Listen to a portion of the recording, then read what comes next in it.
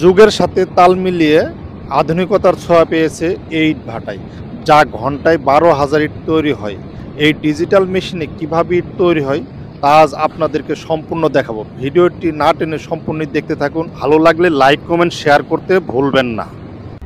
প্রথমেই একটি গাড়ির সাহায্যে মাটিগুলো নির্দিষ্ট জায়গায় ফেলা হচ্ছে, আর এখান থেকে মাটিগুলো চলে যাচ্ছে আরেকটি মেশিনের মাঝে, আর সেখানে ছোট ছোট দানায় পরিণত করে আরেকটি বেলের সাহায্যে মাটিগুলো চলে যাচ্ছে অন্য আরেকটি মেশিনের মাঝে। এই যে এখানে দেখতে পাচ্ছেন এক চাচি মাটি থেকে ময়লা আলাদা করতেছে। ময়লা আলাদা করার পর মাটিগুলো সেই মেশিনের চলে গেল, আর সেখান থেকে মাটিগুলোকে আরও একটি মেশিনে যাবে ছোট ছোট দানায় পরিণত করে।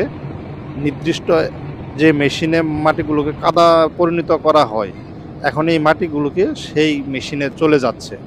এই যে দেখতে পাচ্ছেন মাটিগুলোকে কাদায় পরিণত করা হচ্ছে, আর এখান থেকেই মাটিগুলো ইটে পরিণত করা হবে। এই যে দেখতে পাচ্ছেন বেলের সাহায্যে ইটে রূপান্তরিত করা হচ্ছে। যে বেলের উপর আসছে, এই বেল থেকে ইটগুলোকে প্রকৃত ইটে রূপান্তরিত করা হবে মূলত এখান থেকেই। এটাই মূলত ডিজিটাল মেশিন। আর এখান থেকে ইটে রূপান্তরিত হওয়ার পর দেখতে পারবেন কিভাবে ইটগুলো তৈরি হয়। দেখতে থাকুন। এখান থেকে ইটগুলো বের হওয়ার পর একটা কাঠের সাহায্যে ইটগুলোকে বাহির করা হইতেছে। আপনারা দেখতে পাচ্ছেন ইটগুলো অটোমেটিক এখানে চলে আসতেছে, আর এখানে অটোমেটিক ইটগুলোকে কেটে একটি কাঠের সাহায্যে ইটগুলোকে বের করে নিয়ে আসা হচ্ছে। এই ইটগুলো চলে যাবে একটি ভ্যানের সাহায্যে রৌদ্রে শুকানোর জন্য। এই যে দেখতে পাচ্ছেন একটা ভ্যান চলে আসছে, আর ভ্যানের ইটগুলো উঠানো হচ্ছে।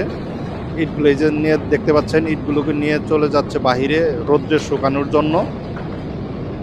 এই ভাইটি ইটগুলো নিয়ে গেল, আপনারা দেখতে পাচ্ছেন।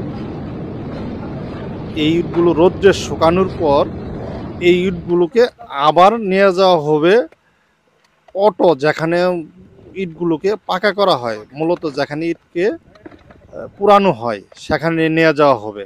এই যে দেখতে পাচ্ছেন আরেকটি ভ্যান চলে আসছে, ইটগুলো শুকানো হয়ে গেছে। এখন এই ইটগুলোকে নিয়ে চুল্লির ভিতর নিয়ে যাওয়া হবে, তার জন্য ইটগুলোকে উঠানো হচ্ছে। এই যে দেখতে পাচ্ছেন ভ্যানে ইটগুলো উঠানো শেষ। এখন ভ্যানটা নিয়ে যাওয়া হবে চুল্লির ভিতর, যেখানে মূলত ইটকে পোড়ানো হয়। এই যে চাচা নিয়ে যাচ্ছে সেই চুল্লির ভিতর। এই চাচারা চুল্লির ভিতর যাবে না। যারা চুল্লির ভিতরে থাকে, গরম, প্রচণ্ড গরম চুল্লির ভিতর, তারাই মূলত তার ভিতরে থাকবে।